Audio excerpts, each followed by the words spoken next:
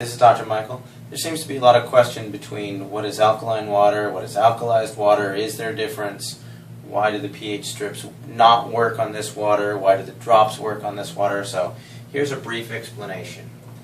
The question becomes, what is the difference between alkaline water versus alkalized water? The short answer for this question is this is a chemical change, this is an electrical change. If you were to use your pH strips, like for a pool, and they test the chemicals and the water comes out at, say, 4.5. Well, with a pH of 4.5, you would then add either calcium or magnesium or some like that to increase the alkalinity. What the pH strips, if you will, are looking for is they're actually known as chem strips, which means they're looking for a chemical composition change. If you take the water from the ST501 and you use a pH strip, your before and after will be the same. If you take any type of table water, whatever other machines, and you're getting a change in the chem strips, it means that you've added the calcium and magnesium, and now you get an 8.5 water because of the chemical change in the water. That is therefore by definition to be truly alkaline water by all scientific standards that we use today. However, when you start to compare this to alkalized water, what's going on is there's an electrolysis process, and basically it's shocking the water. It takes an enormous level of energy to do a process that is called the dissociation of water. And you can Google that. Basically, it's the process by which you take water and you lend it to a hydrogen ion and a hydroxyl ion. The hydroxyl gives you a free electron that you can use to be a free radical scavenger. But when this process happens, basically there's an array which has a negative side and a positive side. This will attract the hydrogen ions. The hydroxyls will come over here. Well, when this happens, because they're so unstable, what they will do is they will instantly convert to H2, which is hydrogen dissolved in water. So then you end up with an H2 molecule and a couple of hydroxyls. Because this ratio changes electrically, you'll get a rise in your pH.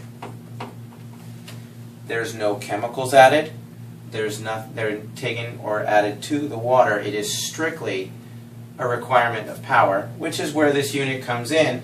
If you look at it as a question of power times amperage times the surface area of the plates, that'll give you what's called a PEU, which is potential electrolysis units. If you take 230 watts times 2.5 amps times 466 square inches, you get a PEU of 267,950 from an ST501. I recommend, if you want to look and compare these other units and what they're trying to do, Alkaline Water Plus has a great website. It's actually a competitor's website, and it proves the power output.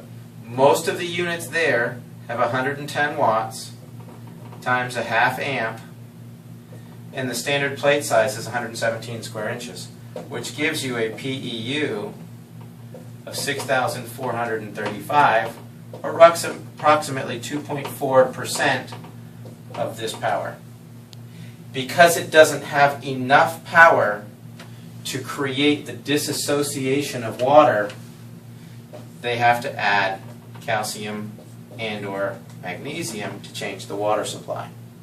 When that happens, you then run the risk of all the dangers that are associated with alkaline water, because if you keep adding these things into the system, they can in fact affect blood pH. That's why people say, oh, alkaline water can be dangerous, you got to be careful not to do too much, you might alkalize the system. If this builds up in the bloodstream, you will change your blood pH, and that can create a lot of health issues. Alkalized water, on the other hand, doesn't add any chemicals. It's not going to stress, for instance, the stomach when you drink it. The stomach is going to be looking for this to neutralize it.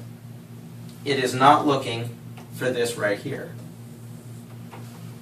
So as soon as this water is absorbed into the body, the charge is absorbed, your pH becomes essentially neutral. The hydroxyl ions will continue to go through the aquaporin, and that will flush out the toxins within the cell, so you'll get an alteration of the intracellular pH, which is removing cellular metabolic byproducts such as urea, ammonia, CO2, things like that. So that's the essential difference between alkaline and alkalized water.